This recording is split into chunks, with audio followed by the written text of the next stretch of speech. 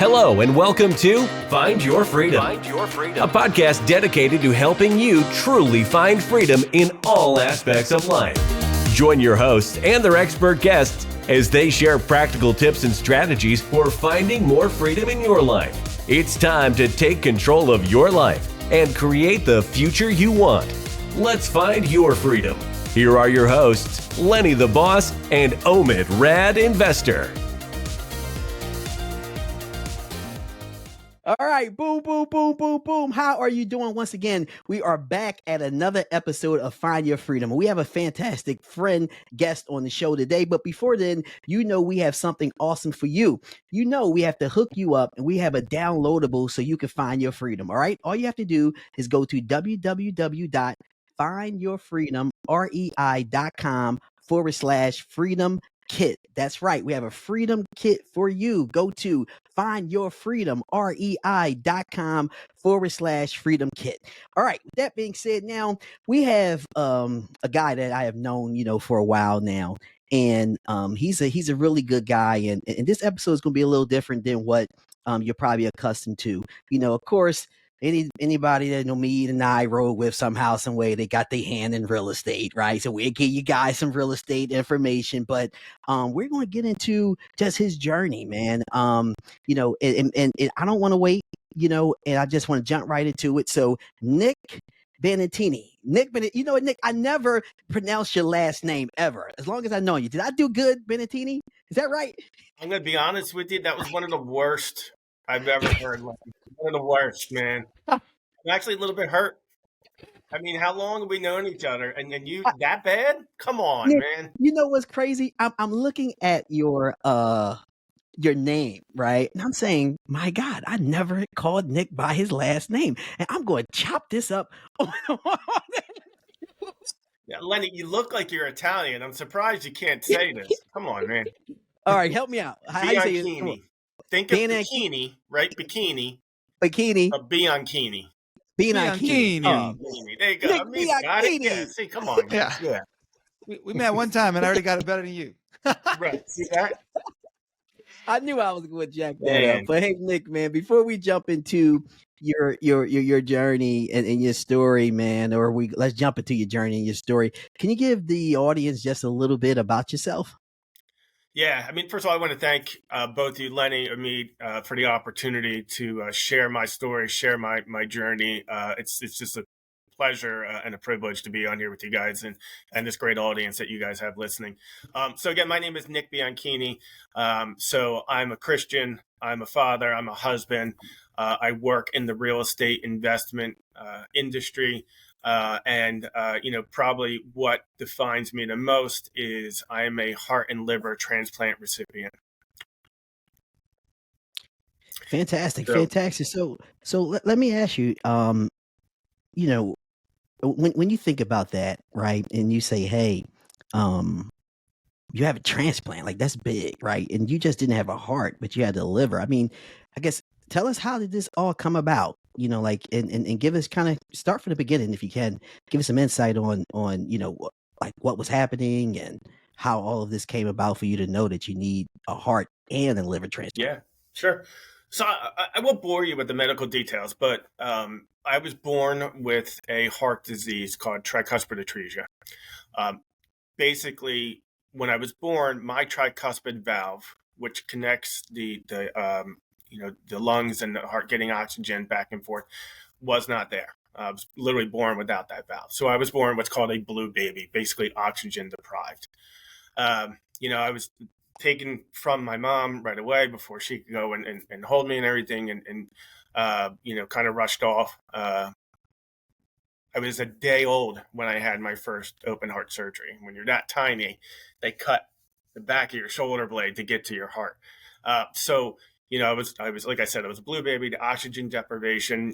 They told my mom, your son's going to be, slow, hard to develop as far as educationally and things like that go.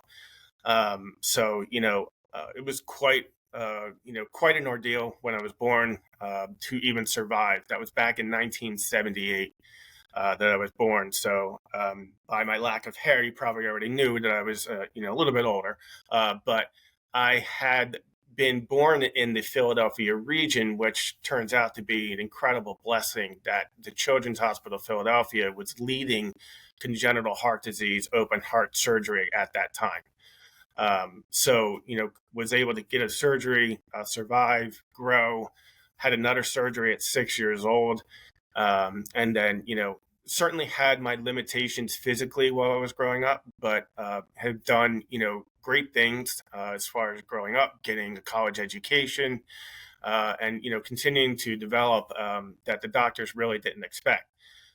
So, what had happened as I grew older, the changes that were made from those open heart surgeries, led to some side effects and complications with the heart that, I was almost 40 years old, and the decision came that it seemed to be more beneficial to look at the transplant option rather than continuing to do another open heart surgery that may have, helped in the short term, but to provide me for the best long-term opportunity, it was a transplant was the option that was provided to me. Wow. So, I think there's not a lot of information about people who, or I would say, I have a friend who had a heart transplant, but I think outside of that, I didn't know anybody who had a heart transplant, or even the experiences associated with like having a heart transplant.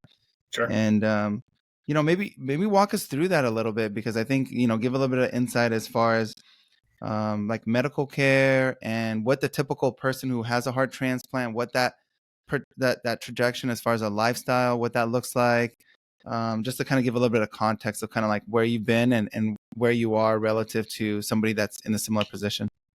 Yeah, absolutely. So, this always knew the option was on the table for me. It was always something that was kind of discussed. And, one day, Nick, you might be looking at this option as transplant, but, so I'll admit I didn't really take a whole lot of time to look into, how does this work? How am I going to go about, kind of facing that decision?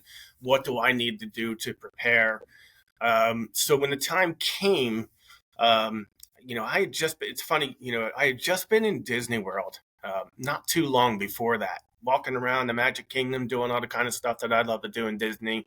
And a few short months later, I'm in my doctor's office and they're saying, I think we need to look at transplant as an option now. I mean, it blindsided my wife and I because we were kind of like, wait a minute, like, not that long ago, you said everything was pretty good. And now all of a sudden we're looking at this option. So the information that we had to get kind of came fast and furious at that point, as far as, what options are on the table. You need to make a decision, based off of, do you feel your medical team is providing you with the best option? And that information comes from organizations such as Gift of Life, which is the donor procurement in the area here in Philadelphia, New Jersey. There's a lot of special people that work there that provided me counseling, provided me information. The doctors at University of Pennsylvania, which is where that I went through forward with this transplant, provided, the evaluation, the step-by-step, how does this work? But, really, I mean, a lot of this was leaning on my faith and certainly my family. My wife was a rock during this time. It's very hard to find anybody who's in a comparable situation. But then, you just have to lean on the person, people that are closest to you in your life to kind of give you that strength and support. So I did my own reading, but honestly, I leaned a lot on the information that was provided to me. There are amazing groups available through social media, Facebook groups, and things of that nature. But for me, I'm very much a relationship person, like a face-to-face type of person. So my doctors gave me the opportunity to meet some people in my age group who had gone through very similar, with the heart and liver transplant, even the same congenital heart disease that I had, people who were in that, had that same disease, and meet them that went through the transplant. There's really nothing that you can tell somebody. I compare it to, a new parent, right?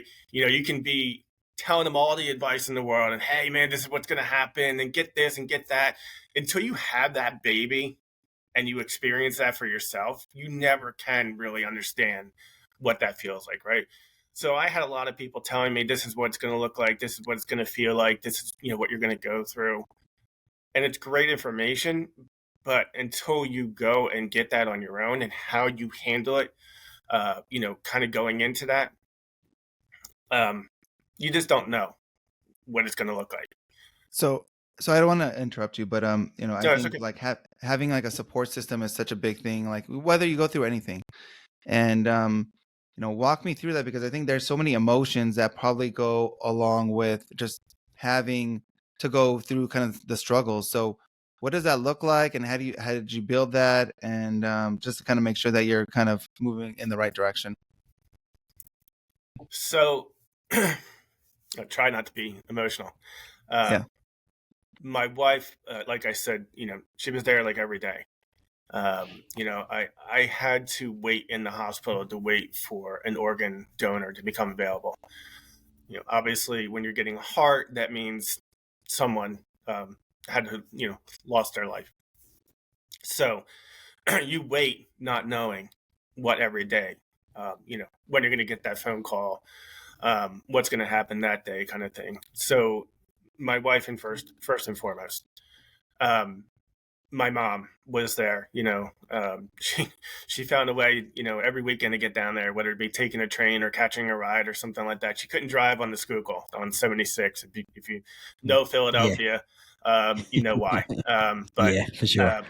so, but she found a way to get down there. She'd bring me food and things like that. The you know the staff at University of Penn, the nurses. I still talk to some of those nurses today, nearly 5 years later. They become like family. My little guy Luca celebrated his second birthday while I was waiting in the hospital. They decorated the hallway, our room, for Oh, him how to have a cool is that? birthday party there. Wow. Now, is that Penn? What's that? Was that at Penn? At Penn, yeah, Okay. yeah. And so I met a woman there by the name of Sherry, and Sherry was waiting for a heart transplant as well. A little bit of a different situation than I had, but Sherry and I talk almost every day still, nearly 5 years later. That was someone, in house. It's kind of funny to say, but just through God, we had met each other, connected. Her support and friendship during that time, and afterwards, that's that experience of being able to connect with somebody who's literally going through what you're going through. That was an amazing opportunity for me to meet her and have that support. That's great. Hey, I had opportunity, or I had a relationship with a lot of people over there at Penn.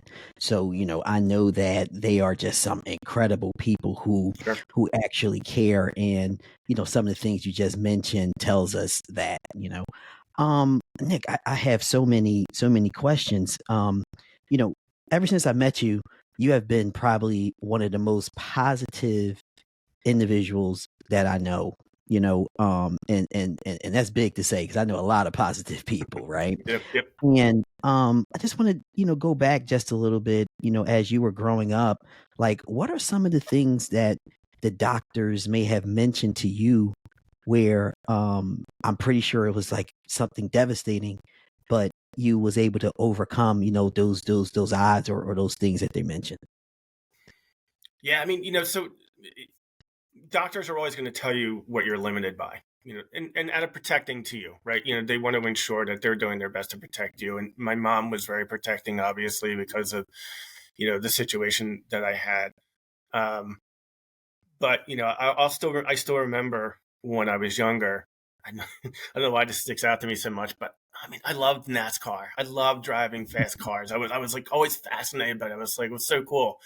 And I remember though, finding out like how physically fit those guys were, right? Like you're not just getting in a car and driving around 200 laps. I mean, these guys are really finely tuned athletes, and then it dawned on me, obviously, right? Like I can't be a NASCAR driver due to my physical limitations. And I was devastated by it. I don't know why that particular thing. And I remember saying to my mom, I'm going to I was so upset, I can't do what I want to do and this and that, and, when I was younger, I looked at life as like the challenges that were put in front of me. Like, oh man, I was dealt such a bad deck. I had to deal with this heart problem. I had a kidney issue when I was younger. They literally flew doctors in from Europe to take a look at, I mean, like all this kind of stuff that, mind blowing, right? And like, but when I was younger, it was so much different. It was just like all I saw was no. And like, you can't do this, you can't do that. So as I grew up though, I kind of thought like, what can I do? Right. Told my mom I was going to be slow. I wasn't going to develop. I wasn't this and that. And now here I am graduating college. Here I am, married with a family, raising children, going to the gym and doing all these things. And then I started to think like, well, if I believe I can do things and I can then accept who I am, right? So when you accept the challenges that you have in front of you, then you learn to work with them. Then you learn to say, well, if I can't do this, I can do something else. I can find ways to, hey, I may not be able to go play baseball professionally, but I can go play baseball in the backyard with my kids, right? I can go play with my friends. I grew up playing baseball in the backyard with my friends and playing football and doing those kind of things. And I had a great childhood despite, being physically limited and being careful of the things I had to do. But it didn't stop me from enjoying the activities I wanted to do. But I think the biggest thing was just accepting your limitations. But again, I think that it's kind of pivoting. I think that's the best word, and finding a way to continue to grow from there. So I think the key thing that I took from it is like believing. So I guess people who are sometimes or the community that are recipients, I know a lot of times they may not live a typical lifestyle, or they even will, let's say they're living on disability permanently, and so there's these limiting beliefs in their head as far as like what they can do. And so but what I'm hearing from you is that you said, hey, these are the things that I have, and this is what I'm going to work with, and this I'm going to achieve these sort of certain things. So walk me through that process, because I think there's like two type of mentalities that you can have, and it seems like you took the mentality of, hey, I'm going to make the most. And to me, I think that's very inspiring, because I think I would imagine that's hard, much harder to do. And so just like walk us through even like some things that you've done as you've had this mentality of belief. Yeah, so believe is a big word for me. It is my branding. If everybody has like a branding, right? That's my branding. I believe tattooed on my leg. It's a word that for me it just makes up my life. So when I'll tell you a quick story. When you go through the transplant process, you meet with all these different people, counselors and things like that. One of them is a financial counselor, because obviously you're going to be out of work, right? I was very blessed to have an employer at the time who paid to continue to have me health insurance, paid my salary still while I was out. I mean, just an incredible man. And so some of those issues and concerns were not really a problem for me, but they sit you down and they talk to you and they say, well, listen, Nick, we'd like to offer you to go out, here's your disability paperwork, here's your handicap placard and all this kind of stuff. And I was like, I don't want any of it. I said, and they just looked at me and they said, well, this is a big surgery. And I said, I understand. I'm going back to work. I said, I was 39 at the time. I said, I'm 39 years old. I don't have any plans on being out on disability. I don't have any plans on not going back to work. I don't have any plans on having to park in a handicap spot. Appreciate it, but that's not who I am. And I went back to work. See, I had my surgery August 22nd. I think I was December, maybe late November. It was not even 3 months. Wow. Again, I have a remote job. I work in, hard money lending. So I was able to, work off my laptop, jump on the calls and stuff. But I needed to get back to that lifestyle. I needed to get back to doing what I did every day and to help with that sanity, right? This is, as human beings, this is what we're meant to do, is to be engaged with people. And, I needed that. So I was not going to accept the fact that, people in my position went out on disability. And I Hmm. see a lot of stories, in these Facebook groups and stuff that I follow, and it's sad, a lot of them are very depressing. And, I know everybody's situation is different, but I chose the route of not going that way. I could have very easily said, hey, you know what, I'm going to sit at home, I'm going to collect disability. But I wouldn't do that to me. I wouldn't do that to my family. That's amazing, man. I really love it. And what I really love is you said I have a choice. And you decided to take the choice of, hey, I'm going to live a regular life after, this surgery. So, I mean, just a two-part question. One, did you have to have both surgeries at the same time? And then two, what is the recovery process, after you have those surgeries? So yes, I needed the heart and liver at the same time, which made the challenge of finding the right donor a little bit more complicated. When you go through the donation process, your height, your weight, everything comes into, they couldn't give me a heart from a 6'10" guy because his heart was much bigger than what my body needed, right? So you go through this process of them trying to find the right fit. So my liver was necessary because part of the previous surgeries from when I was younger, again, without going into a lot of details, but the flow from my heart put a lot of pressure on that liver that I had. Mm. So in previous surgeries, when the University of Penn started doing these, they would just do a heart surgery or a heart replacement. And then the candidates, the patients, wouldn't necessarily, they wouldn't survive because the liver wasn't healthy enough to support a new heart. So then they figured out that they had to do just heart and liver at the same time. So, recovery is really dependent on how you go into this surgery. So one of the things I had going in my favor was I was pretty active, and, I didn't have, I wasn't overweight. I wasn't smoking. I wasn't doing any of the things that, you shouldn't be doing when you're in my position. That's good. So, my body was relatively healthy and ready for the surgery. And again, credit to my doctors who were able to say, this is the opportune time. It's not too early and it's not too late, right? Because if you wait too long, obviously, my heart would have weakened to the point where it would have been hard to go through that surgery. So recovery was, it was a challenge. Obviously, any type of open heart procedure, but when you're going through something like this, it's a long surgery. What I will tell you is funny. When we met with both of the surgeons, the heart doctor, the heart surgeon, amazing, brilliant man, said, "Oh, we're just connecting things here and sewing things together," and that was quicker than the liver transplant. I was blown Wow. away. I was like, "Wow!" The liver transplant was much more complicated than the heart. But again, grateful to have such a great team. So recovery is, you're weak. They one of the first things they want to do is just get you upright, get you into a chair so that you're not, collecting fluid in your cavity, your lungs stay clear and things like that.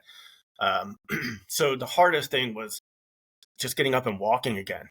I was so weak, and I remember just a quick story for you guys. Uh, Rehab would come around, the rehabilitation team, and they'd get you up and they want to get you walking and get you moving around. And they had said to me, listen, again, Lenny, you just mentioned having a choice. And he said, we're probably going to send you to a rehabilitation center for a couple of weeks after you get discharged from the hospital because you're just not strong enough to go home.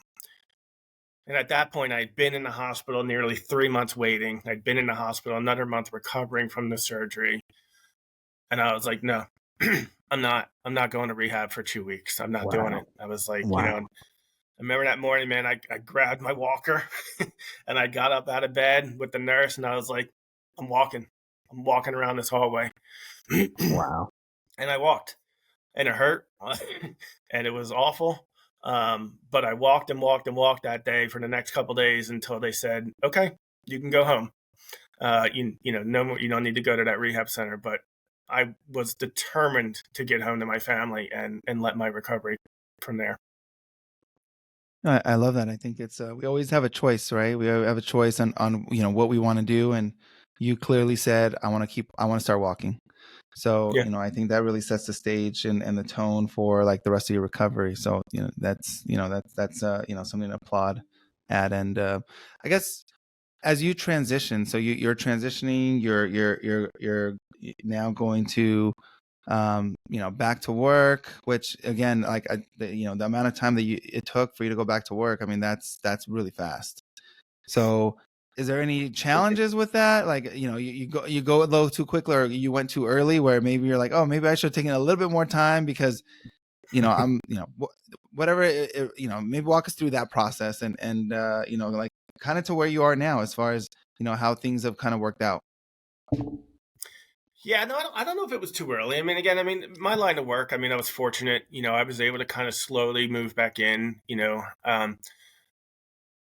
I was working while I was in the hospital waiting. I brought my laptop, I had my phone, my doctors would walk in and I'd be at a standing desk typing away on the phone or something like that. And, they were like, "What are you doing?" I was like, "I'm working. I got bills to pay too, right? Like I can't just sit here waiting for you guys to find me in a Yeah. heart, and then, Yep. I actually won salesperson of the month from the hospital. Nice. Wow. Yeah. And listen, I said, I can't sit. Imagine sitting in a hospital room for nearly 3 months. What do you think would happen, right? If you were just course. not distracted somehow, all you would start thinking about is like, oh my goodness, man, like I'm sitting here, this is awful, right? I didn't want that mindset. And again, hats off to Penn, man. They put a fridge in my room. I had a TV. I had everything I needed to make my own little space. Pictures up on the wall. I had my family with me and stuff. So I had that mindset already that I'm going to get through this surgery. Again, sorry, I got rolled down to the elevator, and my wife took a picture of me there, and I said to my wife, "I'll see you soon." That was it. You don't know what's going to happen. Only God knows that. Right. But I sorry, I'm going off track, and I apologize. But No, you're good. You're good. What part of what I do day to day is I read daily motivationals, devotions, and I was reading one in the hospital, and I came across Ezekiel 36:26, which is, I will give you a new heart. Of course, the context from the Bible is, the heart of stone, and then creating a new life for those who were, find Jesus, right? So, but I took that literally. I took that literally as God saying, you know what, I'm going to give you a new heart. That new heart, though, was, obviously something that's beating inside of my chest, but it was a new life. At 39 years old, I was born again. I was born into, a different perspective on life, a different joy in life, a different way of approaching every day. The only thing I regret is I didn't have that perspective every day before that. And so now, going back to work was an easy choice for me because I was gifted an amazing blessing, an amazing miracle. So I had to, for my family, for my donor, for that donor's family, for the, everybody involved in that process, it wasn't my purpose to sit at home. Wow. And I'll be honest, it's not my purpose to work either. I work because I enjoy working with people. I enjoy what I do. I enjoy helping others, achieve their goals. But my purpose right now is much more than that. It's spreading inspiration and hope for people in my position. That's why I do what I do right now. No, that's great. And Nick, man, honestly, I'm so proud of you, man. You are a motivation and an inspiration to so many people, right? Thank you. Appreciate it. One of the things I want to ask is there's other individuals that's younger than you that are experiencing what you already experienced. If you had the opportunity to talk to them right now and they're on the other side of this camera, what are a few things you would tell them that can help them get through their journey? Yeah, I'd start with saying, first of all, be positive, have a positive mindset that, this journey is just that, right? Take that step by step journey and understand that, first of all, be patient, um, you know, do the right thing. It's one of the things that I stress right now the most is, taking care of your body is, so important for, whether, especially someone who's in the position of saying like, I need an organ to have my life to survive, to, go on in life. Um, there is hope. There is, so much out there that as far as resources, support, there's medical support. But I think that, when I look at, what I went through, and it was, first of all, I put my faith first. I believed in, my purpose in being here. I believed in my purpose in, being here after transplant and what I still have to do. I believed in doing the right thing for my body, ensuring I was active. I think the biggest thing, though, Lenny, is just a matter of just, again, that positive mind frame. You have to wake up every day and not, drowning in your sorrows, but, kind of, appreciating the fact that you open your eyes that day. Being on the right side of this grass, finding something to be grateful for, journaling, when you wake up in the morning and saying, hey, I'm grateful for this. This is what I'm going to accomplish today.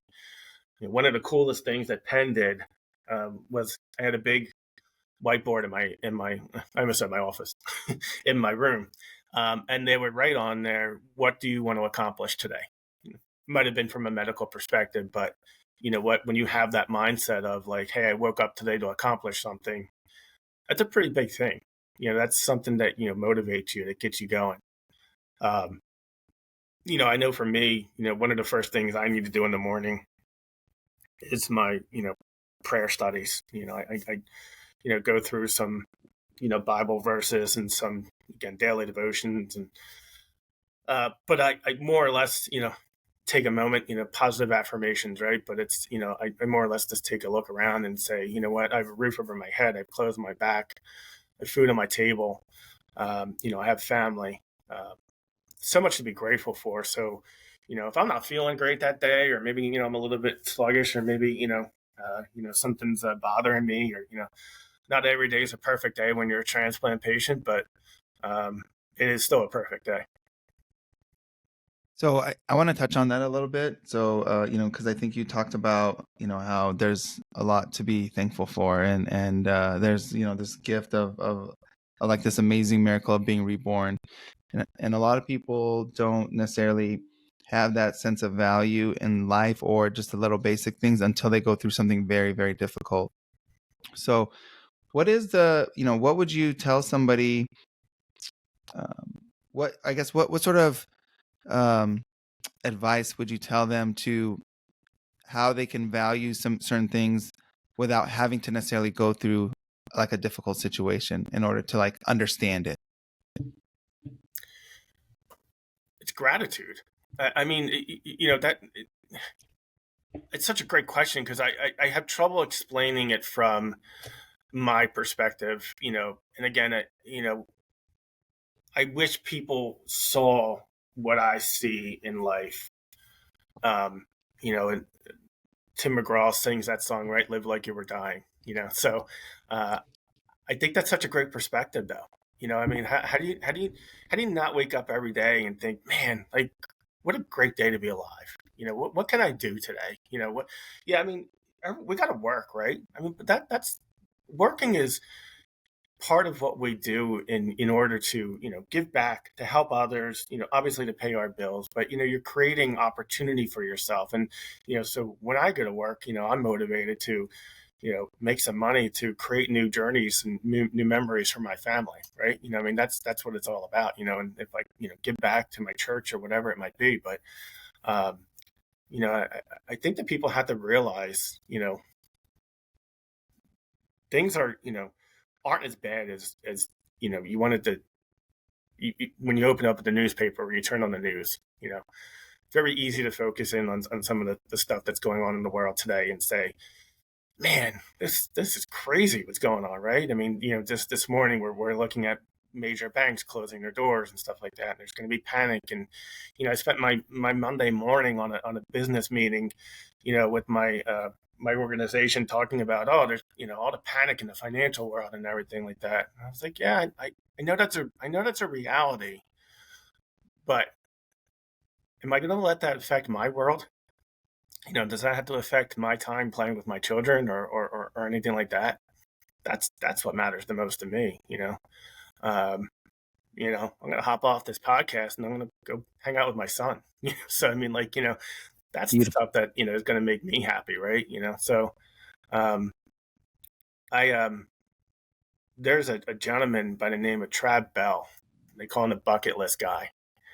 Um, Trav is a gentleman I met at a work event, and he basically talks about bucket list items, right? So when you think about bucket list items, right, you think about, man, I'm retired. I got some money here now. So what am I going to go do to enjoy my life? He talks about living your bucket list now, right? And listen, and I mean, no offense, I don't know you as well as I know Lenny, but I look at Lenny and I'm like, man, that's what Lenny's doing, right? I mean, Lenny's out there enjoying life, right? I mean, he's got a famous quote, and he says, people are dying at 40 and being buried at 80.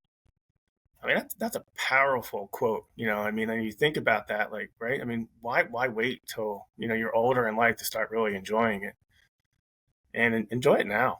this is, every day you should be something. And that's constantly my mindset is, again, I have this miracle, that, I know I've been, fortunate enough to have, and I'm not going to take any day off and not be able to find happiness or joy. That's great, man. That's great. Hey, man, you got to live for today, but know it's going to be a tomorrow, baby. Right? Yeah. I love that, man. Wake up. What a great day it is to be alive. And Yep. sometimes, all of us take those things, for granted. So, God wakes us up, give us two reasons. And that's opening up the left and the right eyelid to go out here and make it happen. Make the choice, make the decision, and go make it happen. Listen, Nick, we didn't get the opportunity to jump into any real estate stuff, so we're definitely going to have you back. But got a question for you. Yes, sir. What does find your freedom mean to you? Find my freedom means finding joy every day. We just talked about that. But I think that for me, my freedom comes in making memories, finding joy, making the best of every single day, not letting any day, any opportunity slip by you without it, being something great. Every day, you got to take that perspective. Your freedom comes in the fact that you're alive and you woke up every day. Make the best of it, enjoy it, find some joy.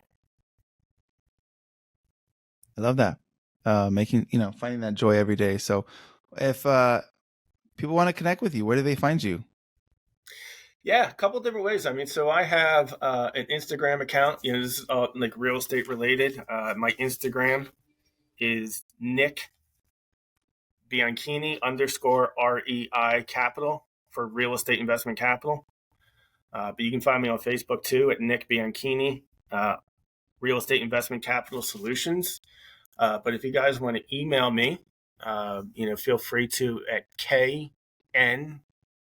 knhousingcapital@gmail.com.